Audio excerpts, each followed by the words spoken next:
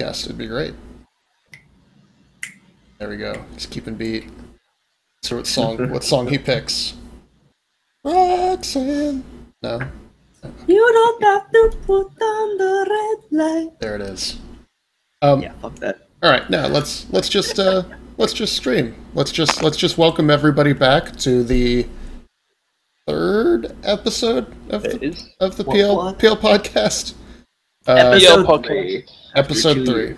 Yeah, 2. What? No, it was like a year ago. Was it 2 years? After 2, yeah, I don't know. It's like a year. It is like a year. But this time with video.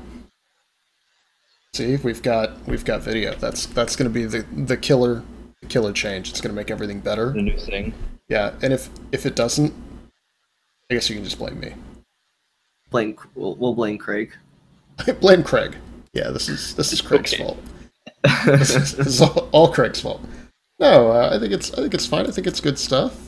Plus, there hasn't been a lot to talk about in the game until now. We've had aliens. We've had a convention. We've had like all this great stuff. So it's like the perfect time to begin doing the podcast again. That's true. It's kicked off all kinds of things, isn't it? Yeah. So I guess, I don't know, for those who don't know, this voice is Quaid. Hello, Quaid. Yeah? Yep, that's Quaid. I am Gold. They'll probably refer to me as AU. Yeah, it's true. Oh. Like is it AU? The atomic... It's only been 2 years. Periodic table. So it's been 2 years. I'm G-Swine, which is fairly easy to remember. Very straightforward. Unless you see GS Wine, in which case I will get copyright issues with an Australian winery, who I get mentioned in their tweets often. And that's important to note that that is not you, but I'm sure they're a fine vineyard, and other wines are available. Absolutely. Just making sure we cover all of the bases. This video is getting pulled like immediately. It's gonna be great. Yeah, this video is already taken down. It's good. Hey. It's great for our re-inaugural, our bicentennial. I don't know. Anyway, bicentennial. So team, should we jump in with some current events about what's going on in Elite Dangerous, since it's been so long? It really has been so long. Yeah, it has. Why do I still talk to you guys? We hang out regularly. That's true. So yeah, like what are you guys thinking about? What's standing out to you these days in Elite Dangerous? I really enjoy, I'll throw it out there. I'm enjoying the Thargoids. I've always wanted this game to have more group content, and now that you pretty much can't kill a Thargoid on your own, they've pretty much made it so you have to have I think you might be able to do it with 2 people, but having pretty much a raid group of 4 men having to take down 1 Thargoid is insanely fun. We've done it twice actually, and that was probably my favorite time so far that I've had in this game. Yeah, I think I played with you and Horspa and Blamo, and then again with just Blamo, G-Swine, you and me, and that was a really good couple of hours, and it does take a while. It's not like you just jump in and kill them. They're raid bosses for Elite Dangerous. Mm-hmm. That to me has pretty much been the highlight of. I mean, I know that's the point of 2.4, but that's been the highlight of 2.4, and pretty much Horizons for me. Like the planetary landing was cool, but didn't seem to matter all that much. Engineering was cool, but grindy. Yeah, it just didn't. For a game. For a multiplayer game, those 2 things were very much, you still do them on your own. Right. So being able, and being pretty much forced to, if you want to play the new content, get in a group and go somewhere off in the middle of nowhere in the galaxy to take down this new enemy. That is so much fun and pretty much exactly what I've been looking for this game to become. Yeah, I don't disagree. I think, it's cool to me too that it's kind of ongoing and evolving. But I think we forgot to mention one really important fact. G-Swine attacked the Thargoids in a killback. Killback. Yeah. That's right. In an unmodded killback, mind you. Not even like, modded to be a combat ship. He's showing up there in a killback. The most ridiculed ship. Yeah, the most ridiculed ship, right? No multi-crew. How was that? Were you? I mean, I know you died, but that was by accident. How was the fight in the keelback? We lost him. We lost G-Swine. No. G-Swine is. I'm still here. Oh, okay. Push to talk works. Hey. Yes. Just for clarification, the keelback was a little bit modded, just a tiny bit, but I felt it responded quite well. You've got the swarm, which is at one point I think my hull kind of disappeared, which took me a bit by surprise, but it actually held up pretty well considering.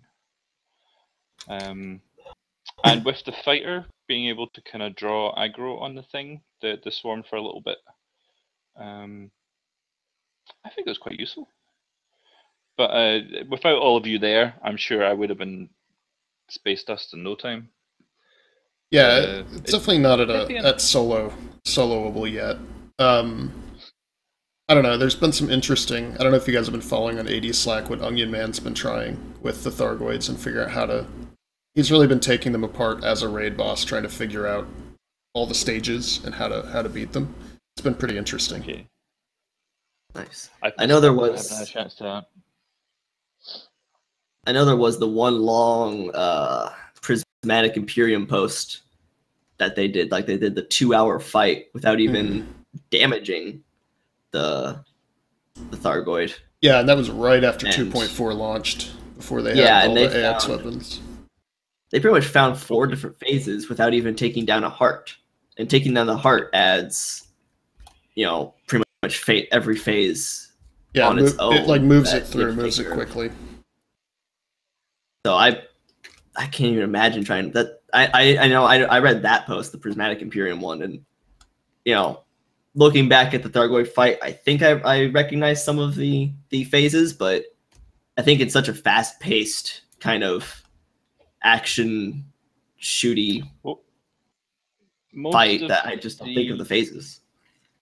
Most of the kind of the triggers were basically from how each of us were in the fight. If some of us had dropped down Horseman had a good idea how to target the hearts, and as soon as you could draw a bead on that, the kind of started to move things along. Got the resistance down, and it was time to attack. Once we had that pattern down, it was basically a case of when 3 of us were going to drop out and go and repair and come back again. It was quite a natural flow. Yeah, and so for those who haven't quite, haven't gone through in a wing and fought, basically the idea is as you attack with the missiles, it reveals these components inside the ship that they call hearts. And then you have to use the multi-cannons to DPS down the hearts, and as you get through all 4 of them, eventually you defeat the ship. But each one leads to a cycle where it, makes a shield and recharges, and there's the swarm. Well, now with the new flat cannons, they've realized that, you can kill the swarm, but doing it sets off a timer where it basically starts spawning more and more swarms, regardless of whether you keep killing them. It's pretty interesting, so you kind of end up with these massive, multiple swarms just destroying your ship every time. I'd seen the flat cannon was in the game, but not how it actually worked yet, because none of us had it then. Yeah, so the way it works, you fire it. Auto-fired? Is it? No, it can auto-track if you're in turret mode, in multi-crew and stuff like that, I think. But you fire it, and it has a shell, and you have to hold down the firing button until the shell reaches where the swarm is, and then set it off. Otherwise, it'll just blow up right in front of your ship. Or, whenever you release the trigger is when it will blow up. Interesting. Yeah, so it's a neat feature, I suppose. Yeah. I don't know how I feel I about don't know. Yeah, and it's it's figuring all that out. I would end up. It would explode in my face. Right. So there's an element Oh, of, yeah. of skill in learning the stuff involved, and then it's like, well, why even start killing some swarms? Maybe you just maybe you just let the one swarm stay alive and DPS down the ship like you normally do and all that. So I don't know. I thought it was interesting, but definitely a big shout out to Onion Man for seemed spending an time odd weapon figuring it choice out. because, I mean, by the time whoever's taken down a Farguard has taken one down, you've bypassed the swarm anyway. So unless they've made the swarm a more important or harder part of the actual experience, then essentially you aggro it using fighters or something that can hull tank it while Yeah. the rest go after the Fargoid. It's already a part of the raid that's been accounted for. Yeah, I think that's a big part of it is figuring out whether you just kite it with fighters or with somebody who decides they're going to take that damage. I don't know, but there's some interesting thinking too about where it's going from here. There's still some other weapons and other stuff that's going to come forward. And one thing that I noticed from the FDCon announcement, and we'll kind of jump into that later, is they have kind of indicated that the stations are going to start going offline. And so we're right now, right? We use the stations as like a huge crutch, right? Like we jump out, we go repair, fly back. Now, like if there was no station, we would have died every time. Yeah. So it's figuring out like how are you going to repair yourself? How are you going to do that? So there's some added layers too that I think that we haven't been forced to reckon with yet. Yeah, it'll be interesting. I mean, because I know we'll get into it later, like you said. But one of the very, very small clips they showed of a Thargoid in the big what's coming in 2.4 video was a Thargoid physically blowing up a station, or maybe just forced perspective of them blowing something up in front of a station. But it's still like they're attacking stations.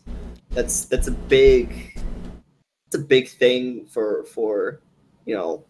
as the players to worry about now. Right. Because stations are typically our safe zone. We have the no fire zone. That if anyone, even the AI that we've already been dealing with, if they fire on you in the no fire zone, they pretty much get demolished. To have something, I think you're right. That's able to fight us in a no fire zone is scary. Yeah, or just that the station is able to potentially be destroyed, like beyond just bringing it offline. Through. Well, it looks like they have assets for that. It's whether or not it's going to be promotional or it's going to be something you see in game or you come across. Hopefully, it's not something you've come across and it's done. That's the true skeptic's point right there. It's like, yeah, FD has shown us a lot of trailers in the past. It doesn't mean it always becomes, becomes the reality. Yeah, that's a good point. Yeah, I think. Crossed. Oh, seriously. I mean, for that to be a thing, can you imagine if once they break into the bubble, once they truly break into the bubble, if they start attacking like HQs for different power play factions, if AD pilots have to start defending Kubeo from a Thargoid invasion, it's just things they can do with this is amazing, fascinating, and very scary. Well, let's hope they have that in hand and not something they're working out on the fly. Mm-hmm. Yeah, I agree. It's hard to tell. Some stuff they implement, it goes really well. Some stuff doesn't. So it's hard to tell. Speaking of poor implementations, how's power play been for you guys recently? Yeah, it's been. That was it. It's been a sigh a little bit, I'm afraid. With 2.4 coming out, we knew from previous patches that it tends to throw power play for a curveball. Although FD have usually spoken to us about it, But Ald hitting, what was it, 104%? Yeah, the same And week as the then patch. every week we've steadily been dropping in the standings without any actual change in our situation. So yeah, power play is a ball of frustration right now. Yeah, I mean, even looking at this week's standings, where like ALD is now in third place after being in first randomly with that weird percentage, and like Winter's moving up to second, Hudson moving up to fourth, whereas ALD is going down. You know, Delane is in the bottom. I guess that kind of makes sense. But even then, Grom has usually been behind Delane. It's just something changed, and it's hard to tell what it is. Yeah, and FD have been totally silent. I could be wrong on that. I don't believe they've said a word. Yeah, I certainly haven't don't seen recall. I haven't seen any coverage of it either. No acknowledgement at all. Because Vectron, of course, has he's pitching a fit post about it. Yeah, I'm pretty sure is it Ald guy? Oh, I never remember his name. Aspiring. Aspiring expatriate. Yeah, he's with Pileus. Yeah, yes. Yeah, he's on there. Vectron's on there all the time. Rubber Nuke is on there all the time. Those guys are keeping FD honest as best they can. But yeah, it's hard to. I mean, so. It's not a secret that I haven't, at least in the PLLC world, it's not a secret that I haven't been participating in power play since well before Horizons came out. Yeah. And just looking at it from the outside, it seems like not much has changed other than the rankings still make no sense. Well, but now they make no sense with numbers. Right. That's what I want to know is like, okay, so, you know, we have a very popular power, but some of that's premised on us performing well, which we have been at least since they got rid of collusion and kind of brought in the voting mechanic and all that. And now people are looking at this and are like, well, who cares about fifth place? You know, or why are you in fifth place? You know, you guys must be like shitty at running your power.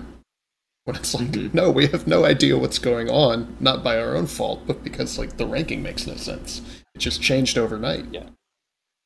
Yeah, and even before this, even before 2.0, it was what's the point of hard to figure out being first place, second place, third place, fourth place? Yeah. I mean, back when it was, you know, just coming out, but once power play was like just coming out, it was the fear of if you're 9th place or 12th place or whatever last place is, you could potentially be dropped. But then FDev never... Yeah, there's still no actual collapse mechanic. Yeah, they've talked about it, and it's in the, you know, the past power play handbooks and whatever, but no one's ever been dropped. We added a new power. Yep. But nothing has changed. Yeah, it is remarkably static. I don't know. It's odd. You know, I think it would be interesting to... I think it would be more interesting than it is now if they did throw back in the collapse mechanic. You know, you have to have a popular power that's working right and staying in top of the rankings.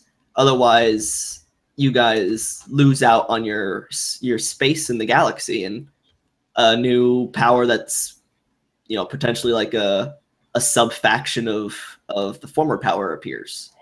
Yeah. And kind of cannibalizes that area of space. I feel like that was the original sales pitch. Even your... Yeah, yes, I mean, but that was 2 years ago. And it was never functioning. I mean, if you want to look at Galnet just now as an example of how things work story-wise, it's all Fargoids, obviously. But you've got... Mahone seems to be a character. Ald is still a character. I don't recall any of the other 3 Imperials being mentioned. And is it Hudson or Winters? Hudson's the one that gets mentioned, yeah, because he's the president. Yeah. Right. Space America. I mean, they might have wanted to see if, because was Hudson actually voted in after Winters had been appointed in an emergency?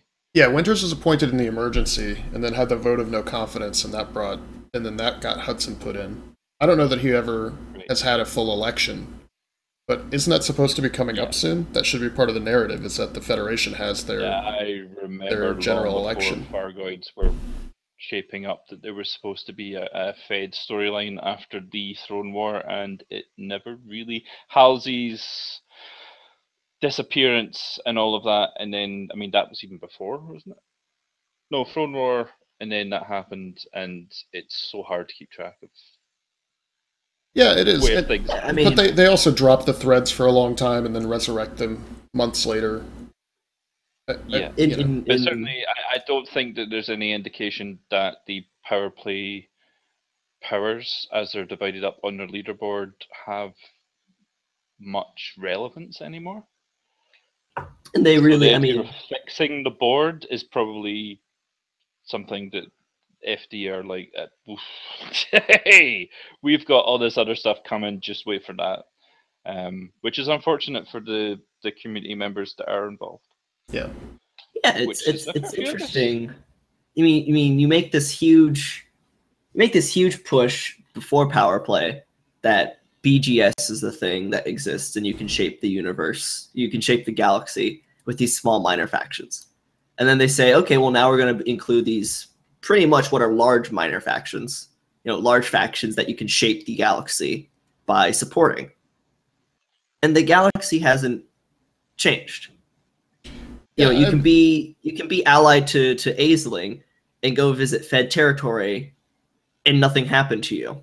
There's no penalty for leaving your space. Well, you can be an unpledged commander and go wherever, and it would be just like your pledge to Aisling, because nothing happens. They have tried to make some allowances in the new patch with the PvP mechanic if you are pledged the crime and punishment system that they want. Mm-hmm. Yeah, it is baby steps. I mean, the crime and punishment system that makes no sense. Well, it does in some sense, right? Like if you're basically immune from some aspects of crime and punishment because of power play, but then you get different aspects of crime and punishment. So like you don't generate local bounty, but you generate galactic bounty in some instances and not others. And like Imperial versus Imperial violence counts, but Imperial versus Fed violence doesn't. That kind of thing. Like they thought some of it through, but in the larger scope of power play, it still doesn't fit. Yeah, it seems like if they really wanted to do power play well, it would very much look like a guild versus guild stuff that some other games have. Like, you're part of this guild and you can capture this other guild's territory and resources by either fighting them one-on-one or making alliances with them and stuff like that. But see, that kind of feeds a little into what might be coming in their reveal of Beyond. But just before we kind of branch off into that, you were talking about how you started off with BGS with minor factions, going into power play, which seemed to be an extension of that, and power play seems to be on the wane. But when Quaid, you were saying, what's going on in power play, what's making people excited, there is this idea with there's a lot of new player minor factions that seem to be being added. I say new in inverted commas because they're old that are just being added now. Right. Yeah, they applied months ago. Could be dead factions coming into the game, but certainly there's an increase in live factions that are coming into space that has been now a Power's territory for a long time, that are coming in completely the wrong shape for how a Power fortifies. It's so like different powers have minor factions that either increase or decrease their fortification triggers, and some powers, including Aisling and Hudson, it actually is impossible to get a faction aligned with the Empire that helps Aisling, and it's impossible to get a faction aligned with the Feds to help Hudson, which I think is an interesting choice. And so like when these minor factions come in, they're always screwy. Yeah, we're seeing a rise in corporates. For some reason, Aisling player minor factions want to be corporate, or is it feudal? Yeah, certainly that's another thing that's happening at the minute. We're certainly noticing changes, and it seems to be that the BGS is being played in a much more intense way. Yeah, but then at the same than time, it was a year you go to ago. like the website for one of these minor factions, and there's been no activity for 6 months. Yeah. There's Yeah, definitely a it's lot of dead ones that are in there. And whether or not they all have 3 players or 300 is up for debate as well. But it's certainly interesting if you're watching these things and the spikes it in kind of has to influence do. that now seems to be turning away from what we've tried to install in the first place. Yeah, I just thought that seems to be the thing with power play not being. We can't say it's being phased out. We don't know what's happening to it. It definitely seems to it's being be left in alone. disrepair. It's always been in disrepair, but the BGS around it seems to be Yeah, it's interesting. it, It's just it's that power play doesn't want to match its game. well, I could see something like an interpretation of that where like, okay, if I'm a proactive member of the Empire and I'm trying to figure out a way to screw over the feds and ruin their triggers, I'm gonna get 4 or 5 guys together 8 months ago and apply for a bunch of player minor factions in their systems to Yeah. really screw up their. But then, like, who knows if that I'm happened or paranoid vice enough to versa? believe that happened a lot, but how many are actually still kicking Yeah. around for the punchline is hard to know. Right, or are they just hoping that others adopt them and kind of run with them because they're associated with the superpower or whatever it is? I don't know. It just seems it's so hard to read. There's so little data and so little information that it makes it hard to understand how things are going. And it really is, all this these minor factions and stuff that are just popping in the game now that may have applied back forever. It's on a similar vein that FDev have pretty much turned off community features. Yeah, you got a response. Yeah. You can't submit community goals anymore. You can't submit minor factions. They've pretty much they've pretty much turned off all these things that the community can interact with because there's too much. Well, there's too much community and not enough features in the game, right? Exactly. The rules I saw was 3 months ago. They suddenly said that a player minor faction has to have more than 10 players in order to be submitted, and at the same time they were adding player minor factions of 1. Yeah, and it was very clear that there was either 1 or 0 commanders, because they would come in and then immediately tank and go to 1% in their system and never move. Yeah, like, I feel like those it almost choose high pop. Yeah. I feel like what people have done with minor factions or what they're going to do are realistically what squadrons are going to be, and this is looking ahead to Q4 of 2018. Right. That people want their name in the galaxy. Yeah, Q4 2018. Yeah, lucky guess. But the people want their name in the galaxy, but they don't know what having a minor faction entails. Right. They don't realize you have to continue keep it alive do every day. Every day. Yeah. They just want their name to be in the galaxy somewhere. And the only way to have that right now is a player minor faction. But those take work. And that's not people want guilds is the problem. Yeah, they want guilds, they want squadrons. Yeah. But I think that's a good point. The idea of having to buy, like say this carrier, which we'll probably go into detail soon, but the idea that a clan of members now has to have a shared account, that it's got to find credits and resources. I was wondering if they could use that in game, whether your stations could generate a portion of cash into a bank, a clan bank. You'd actually find that the things that you're doing or own in game, your assets would actually have some kind of yeah, I'd like to see a lot of mechanics ability developed around that. Like, if you have a minor faction and they're the ones who own the carrier, that there's like kind of intelligent design going along with it. Not intelligent design. You know what I mean, though. Like, the idea that the minor faction generates some of the needed resources. Yeah. I think that'd be very smart. I quite like the idea. I mean, if you've got wars and things, you could pay to put a message on the news bulletin if you wanted to hire mercs or, noise up up somewhere you're fighting the war. Yeah, it'd be great. You could put 10 million credits out and say, hey, once these are accomplished, you get it. And you could actually pay other players to do your BGS and that kind of thing. There's just so much potential. A faction system is one thing, but I mean, we used to put. We're just saying everything's been shut down, but we used to get messages on the news boards. I read them all the time. I don't know if anyone else does. I do. Generated. Yeah, the auto-generated ones. It's like this faction's at war with that faction, and yeah. No, yeah, I submitted one not too long ago. If you look for it. Probably over the summer. Yeah, I don't think I've seen them. It was up in the Maya area. Yeah. Was the last time that I saw it used. There was actually a little, I wouldn't quite call it a quest, but there was certainly a pointer to a planet and something to see that was actually in the news board that looked like it had been set up by FD. Well, and that's a larger... If I had been prepared, I would have had that link ready, but I don't. No, that's alright. Well, that's a larger thing to talk about too, is just like how screwy all the news production in the game is, that like the local news boards are all automatically generating, and all you ever see is minor faction news, top 5 bounties, traffic report, bounty list, which is helpful and useful, but then there's no story there, right? There's no narrative of what the factions are doing. It's just all these data points.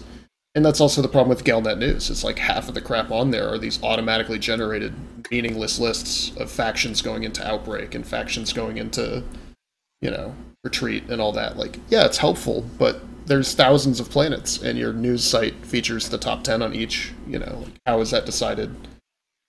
My faction has expanded a bunch of times and has never made it on that list.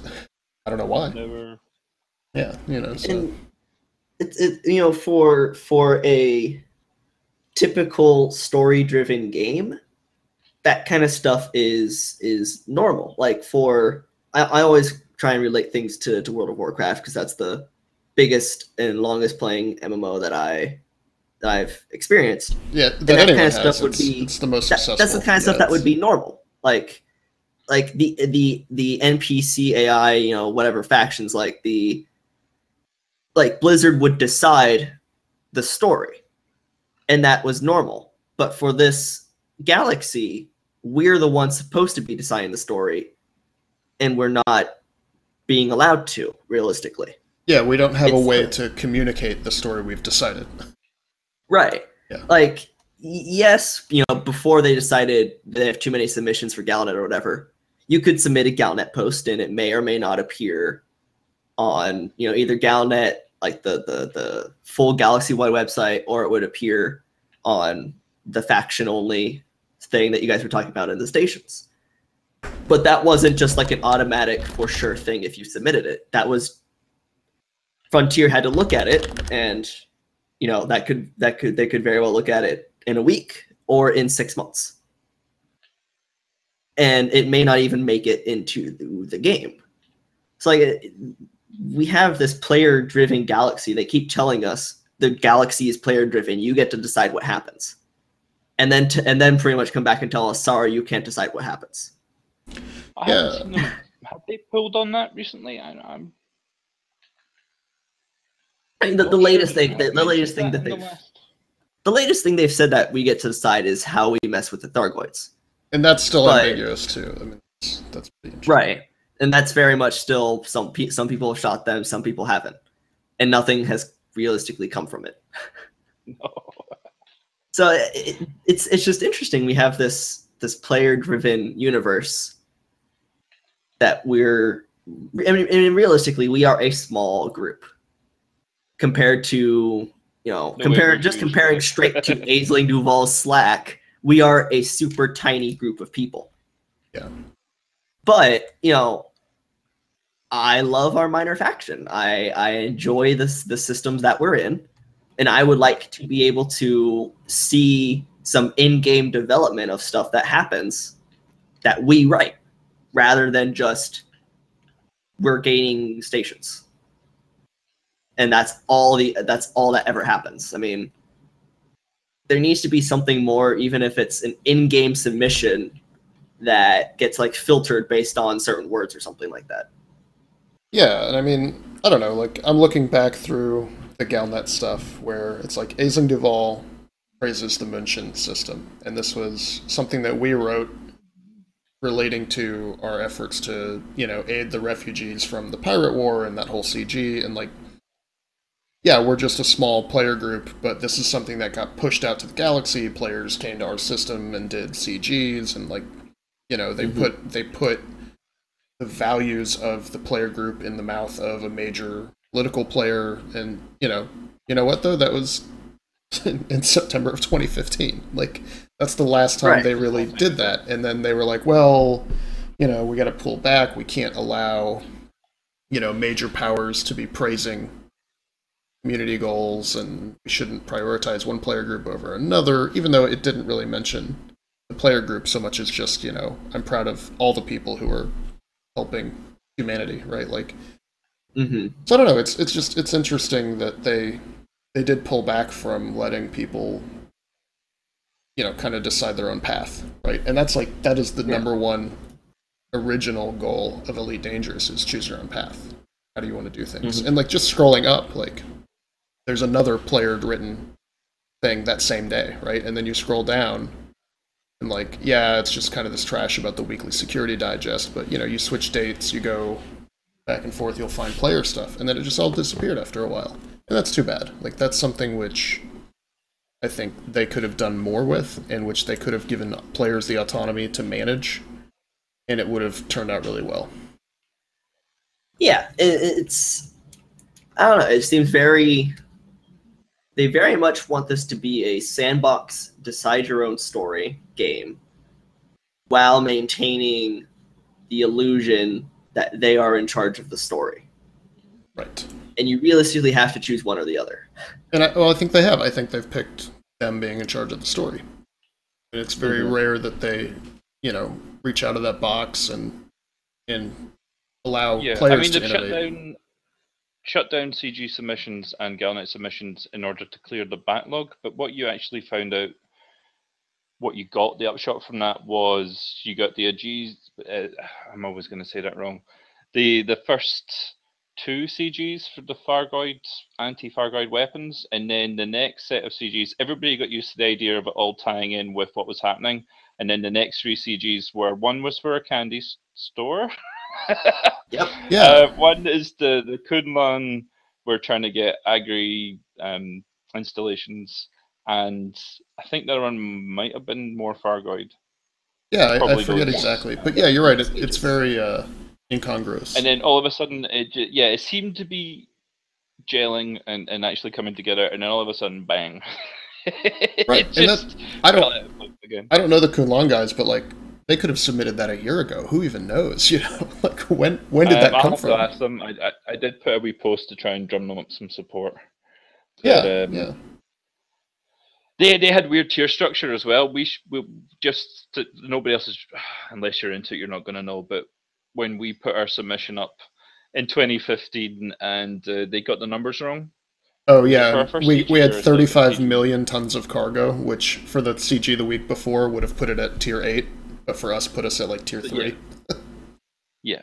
So they had a 5 tier, and it was 1, 2, 3, 4, 5. Yeah, and they had to get huge, to 5. Huge gaps. I know. I feel so bad. I'm laughing. They did the I'm same. laughing at it. Well, they did the same thing to the Kunlun, though. They did the same thing to them this week. It's like the amount of cargo that they had gotten didn't match the way the tiers were working. But at least they tried. Good on them. Well, so yes, interesting all around. I don't know. It's something where, like, I think this is a great segue into thinking about the future of Elite, since we've kind of touched on all these ideas that they're trying to bring to fruition. Maybe we can talk about FDCon. But first, and most importantly, we have to begin hawking products and supporting our proud sponsors. Ad read. Yeah, it's advertising, right? This podcast isn't going to pay for itself, and our sponsor today, one of the two, is Munshin Manatee Meat. That's right, our very own Munshin Manatee Meat. So all the meat. Yeah, do you who wants to read the ad copy the MMM company has sent us? You want me to just jump into it, or yeah, you can go for it. I got it. Okay, so this is how they start. So you ate land cow, right? Why not try sea cow? Manatees have been feeding discerning diners on Ocronox opulence for generations, and now it's your turn to enjoy our flavorful meats. It's sustainably sourced, ethically raised, and delicious. Ask your butcher for Munchin manatee meat. There you go. That's our Ethically raised advertisement. Yeah, it's ethically raised and delicious, and yeah, it's a better way to eat, right? Isn't that the slogan we better should be way going to for? eat. I like it. I like that slogan. Yeah, better way to eat. Better way to eat. I didn't steal that at all from any other Totally podcast. totally Completely original. Yeah. Manatees Video are game, so good take it food. down. Good meat. No, it'll be fine. Yeah. So there's your Munchin manatee meat is our first advertiser. So well done, guys. Thank you, Munchin manatee meat, for your support. So guys, what do you think? Thank you. FrontierCon, FDevCon, the future of Elite Dangerous. I'm sure this is going to sound like a free. shock. That's all that free. too. That's also a shock. It's free. Hmm. This is going to sound like a shock, I'm sure, from my mouth. But the thing I am excited for is the Q4 update, the squadrons, the ability to pretty much have a guild and a guild base in a multiplayer game after 3 years, nearly 4 years of playing this game. In 2018, they're finally adding a communication system for in-game. Yeah, just beyond local chat. Yeah. Yeah, that is for me the number one thing I am looking forward to. Squadrons. I think actually, and this is amazing, right? Because like let's think about all the things announced for like Beyond, right? So we still have finishing up 2.4 in the Thargoid narrative, and then we've got all the ships that are coming out. They said a bunch of new ships: the Crate, the Chieftain, T10. We've got a Galnet News overhaul. We've got overhaul of the planets and lighting system. Other content that they didn't discuss. And Algold, I don't think you're alone. Everybody else is more excited about the community features than anything else that the game is doing. Right. I mean, if you realistically stop and think about it, this is, in essence, a multiplayer game. Now, it may be a giant galaxy, and it may be nearly impossible to meet someone unless you've planned to go to a certain location. But this is a multiplayer game. Yeah. And to launch without multiplayer features. It launched, there was no wings. Yeah, there was no multi-crew. Patch, yeah. And there was realistically no way to communicate unless you added someone on a friends list and started, direct messaging them. Right. So to finally add a multiplayer feature into a multiplayer game nearly 4 years after release, that is insane. It would seriously be Blizzard adding. I mean, is it essentially them aiming to change the game? I think that's it. Else? I mean, I think they want to fundamentally change the game. And I think they want to change the game because they've taken a look at the way their players spend their time and realized they're not going to win this idea that every player is out being an independent commander, doing their own thing, living life alone. We're territorial. We want and run around them. Exactly. And I think they've realized that's what drives people. And even though like Power Play got abandoned and the BGS is kind of screwy, like people still want to have these kind of links to each other. And the community's been calling for it and calling for it and calling for it since launch. And so they're finally ready to accept that, besides a few dissenters on the forums in 2013 when they were planning the game, like people really do want community active. I don't think they've quite got the balance. I mean, if you look at bug reports, what they want to do in the future and how things are working now, and it's just old bugs that are coming out of the code and their updates. Ever they release something with the Fargoids now.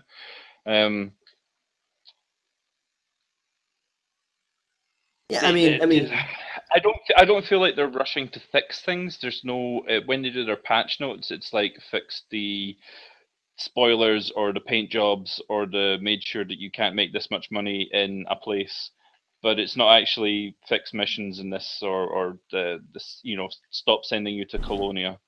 Or in fact, they said that was intended. It's maybe 1 or 2 missions, but you don't encourage people. Yeah, when you have 15 Colonia deliveries, right? Yeah. So whatever they are working on is probably gonna so fundamentally change what's there already that there's no point fixing it, wasting the man hours. And I think that's a good point too. It's like I think they clearly understand that they want to make a big change. Are they still going to have the players that they have now by the time they're ready to release? Will people come back? I think they have a huge amount of churn. I think like, and all these numbers aren't really like, we know total sales stuff like that, but we don't know active users and stuff. They don't have to report that, so they don't. But like, I think there's a big amount of churn, right? Look at how AD Slack has like 1,700, almost, we're closing in on 2,000 total commanders ever that have been on there. And there's about 900 active, but really like it's the same 20 or 30 people every day and about 500 who check in every so often. Like they'll come back, they'll check in, they'll poke around, maybe they'll play the game on the weekends, and I think like they have this huge amount of churn, and they recognize that keeping people engaged means they need more buy-in. They need something to be more connected to. And I don't know, I mean, it makes sense. When I look into a multiplayer game, I want there to be multiplayer features. I know they have solo mode and they have private mode, but like let's not go there. I hate that debate. That's just so redundant. But I know you're not going there, but oh my god. No, we don't need to touch that. Yeah, we don't need to mess with that debate. Yeah, and I'm not trying to start that conversation, but I mean, no, I understand. You're saying there's different modes. It's catering for people to do different things. And that's pretty much what I'm saying. But the fact that you've made this multiplayer game without multiplayer features, at the end of the day, you're doing something wrong. I will say there's something wrong when you make a multiplayer game without any way to communicate with the other players. Yeah. Will a talking Galnet have commander submissions? Right, that's what I want. And let me add to that, how is all this communication going to work? Like, okay, we can communicate with other people in PL. What if we want to talk to Prismatic Imperium, or if we want to talk to all of Aisling Duval as a power, right? Like, there's a lot of question marks still out there about how all of this community will work. Are they just going to throw in squadrons and that's it? You can communicate with your squadron and nobody else? Probably exactly what it's going to be, honestly. Well, that's the worry. Many things out there just now that you're going to have that problem where you're going to have a small share. Yeah. You're going to start off with not a huge share, but a small share, and you're going to have the features that build that are better than what's already out there. Well, they've got a tough job. They do. And like, it's hard not to be super critical given that they've kind of avoided doing any of this for almost 3 years, right? It'll be 3 years by the time they start implementing it. And so that's where it's like, okay, great, you're finally coming around to making this the MMO that you actually made and just wanted to be in denial about. So I don't know, we'll see. I am excited for it though. I'm excited for PL because we can get a carrier, right? I'm excited that we can have an identity in game beyond just the minor faction that exists in 6 or 7 systems. Yeah, I think that's really positive. I think players will like that. Yeah. And of course, this is not to say the quarter 1 updates aren't going to be amazing. The stuff they're talking about doing in quarter 1, I'm just going to go down this list. They're going to redo engineering again. Yep. They're going to redo the crime and punishment system again. But keep in mind, the engineering, you'll never get a bad roll now. It'll always be at least some percentage better. Going to be proved to be a total misquote. There are so many variations on a roll. I mean, yeah, it's probably going to be at least one of each column. Roll is good. Right. You'll still be one of at least, yeah. But anyway, keep going out. Keep going. What else are they doing? Q1. So the redo of engineering, redo of crime and punishment. Yep. They say they're going to add teeth to the system, whatever that means. That's good. Okay. Physically, they're going to have teeth on your ship. Nom nom. Teeth going to come after you. Yeah. They're going to solve Mideast Peace and the opioid addiction crisis. What else are they doing? they're redoing trade. They're gonna. The only thing that's not that broken. The line here says we're going to improve trade data information to let you make more informed decisions. They were going to add a whole. Sorry. No. I mean, it's silly. The one thing that's not realistically a problem is getting fixed. Well, they said they want to add, like, there's going to be a whole sweep of new commodities to move. Now, how they break that down into illegal, legal, shady, important, all the, how it affects industry. No, flights of fancy there. But yeah, supposedly there's a whole new market with a whole sweep of new things. I mean, the only thing, and while that's cool, it's still going to be trading. Yeah, it's still just that's space realistically trucking. not going to change much. Well, Algold, I have to point out, because you've started doing some mining, they are overhauling mining, where you can blow up some asteroids and... Yeah. Nice pictures. That's a find tier... the relevant location, the video. Yeah, it's it's actually in the Q4 update, near the bottom of that page if you have it open. Yeah. But yeah, that'll be interesting. Yeah. But like for the trading, the only thing I can think that they can update that would make it better for in-game is adding EDDBIO, EDDB.io into the game. Right. Then I wouldn't have to look up, have 3 different screens open like I do now. Well, they could use some Tencent money to just buy these people's things. Yeah, or even just say, nobody would complain about subverting them because the developers of those get paid. That might happen. Yeah. And that would get community goodwill, and you'd get everybody, the install base, jumping in. Yeah. I mean... Wow. That'd be good.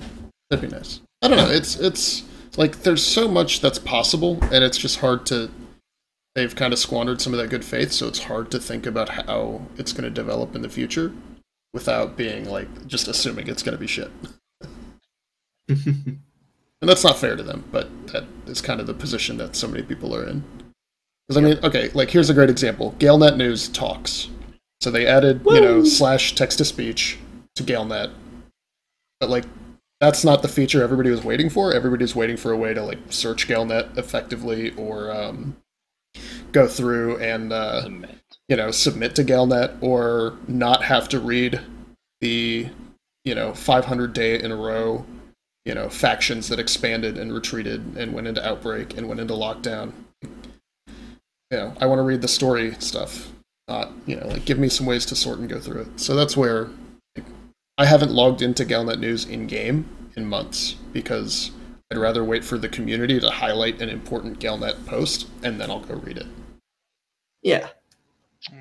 I mean, and this goes back to even communicating in game. I get all my Elite Dangerous news and stuff from the subreddit.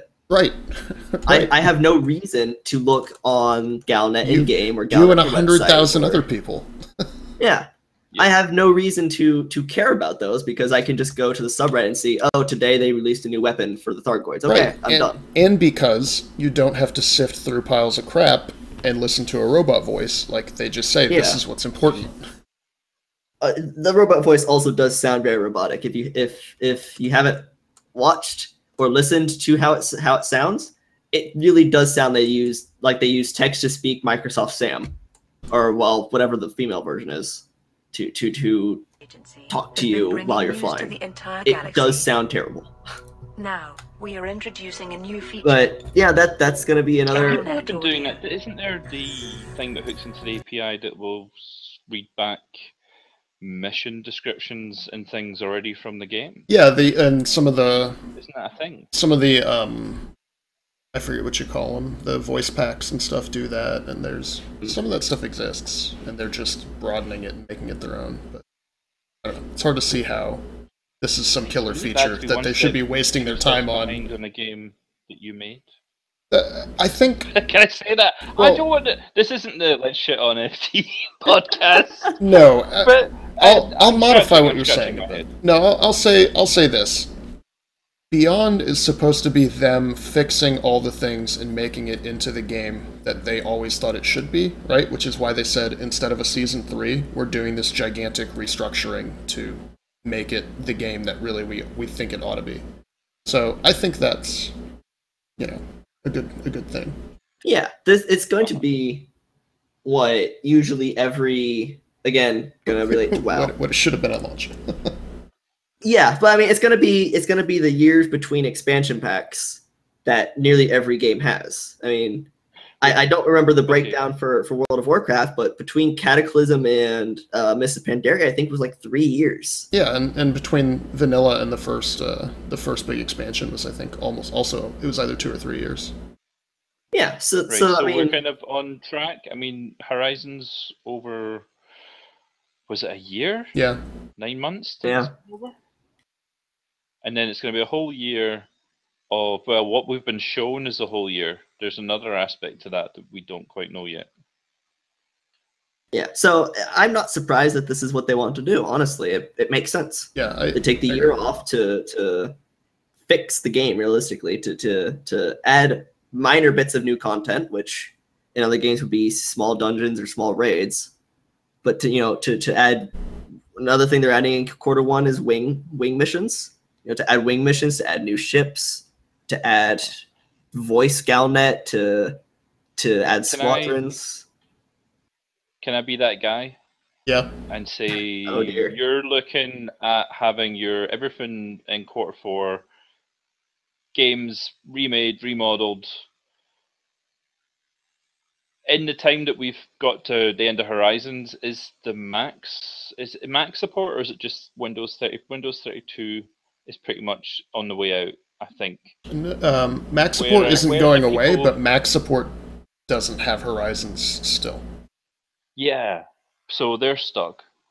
I think they pretty much said they don't want to. Are they going to have to, change the engine? Are they going to have to go back in and do that kind of stuff? No, they're not going to change the engine. And after they've fixed everything to Beyond, so they're going to be like, right, Beyond's done, now buy Elite 2. No, I don't think so. And here's why. The engine is what they got their big investment for. Like, Tencent not bought them, but like paid them £70 million or whatever it was. It was a huge amount of money relative to the size of their company because of the Cobra engine that they use, because they've seen how dynamic and flexible it is, right? And their new Jurassic Park property is being developed using the Cobra engine, and this is something that they're going to use going forward. So I don't think it'll be a new engine. Already saying that looks really good.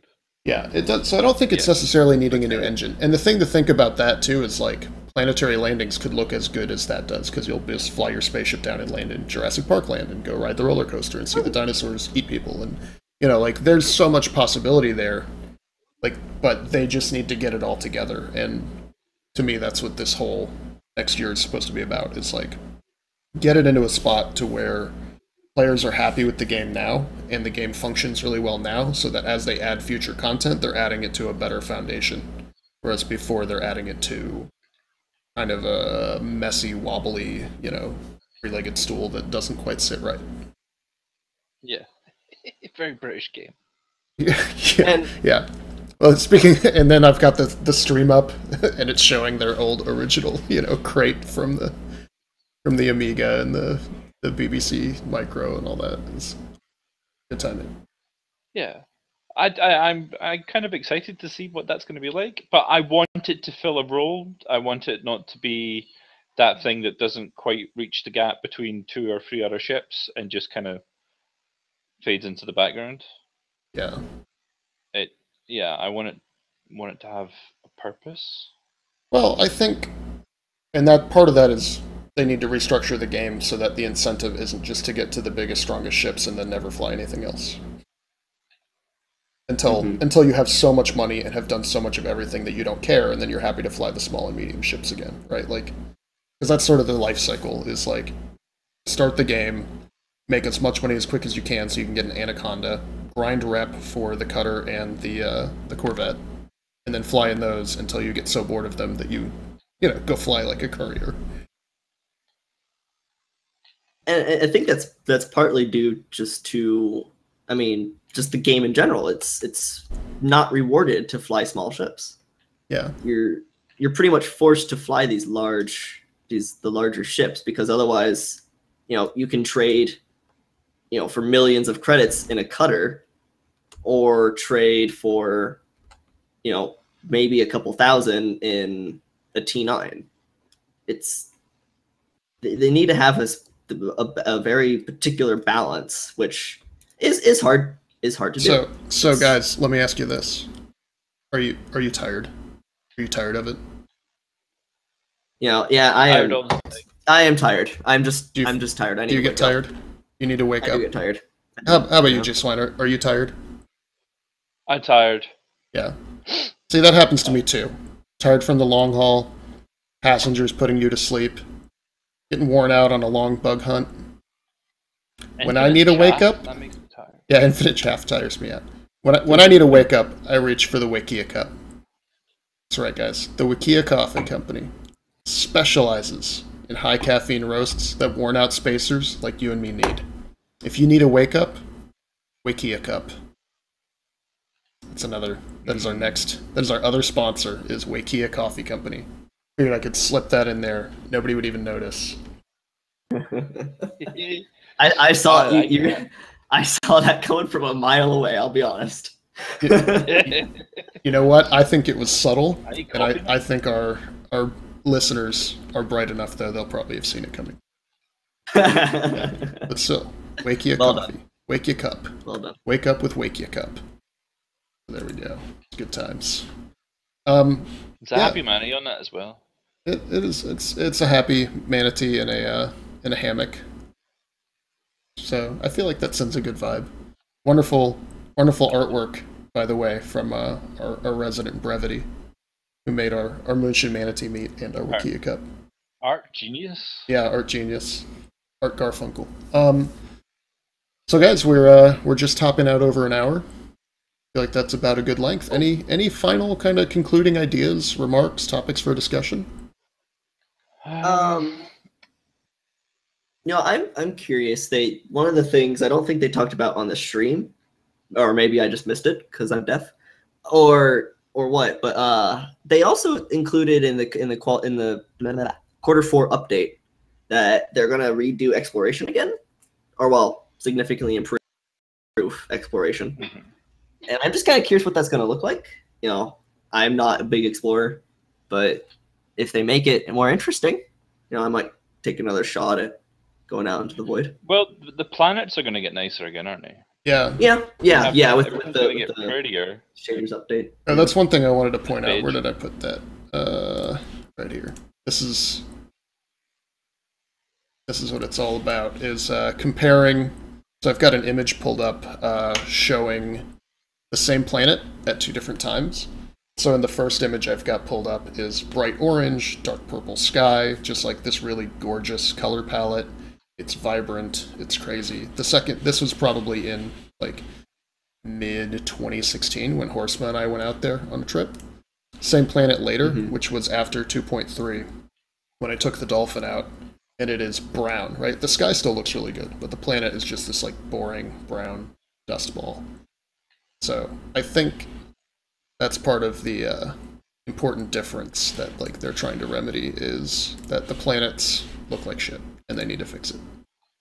Yeah, it's interesting that they somehow lost that that nice looking planets, but I'm glad that they decided they want to bring that back, because going to 6 different beige planets in a row.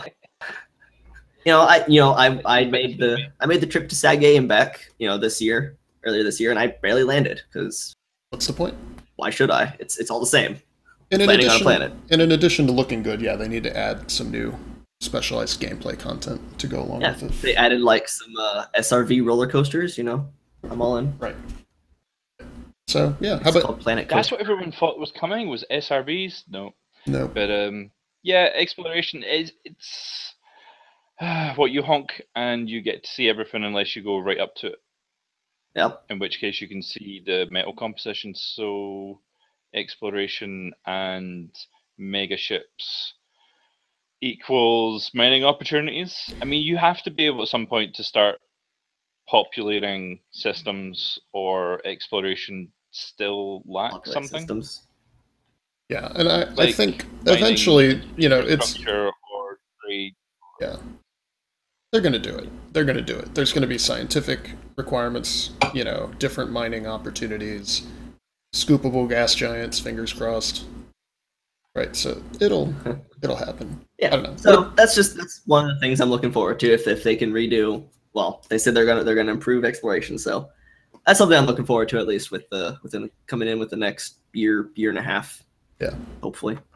How about you, G Swine? What are you thinking? Thoughts, concerns? Thoughts, concerns. But we've done a lot of concerns, haven't we?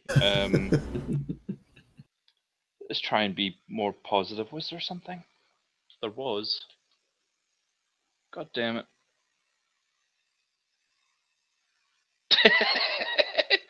it. Dead air is bad air.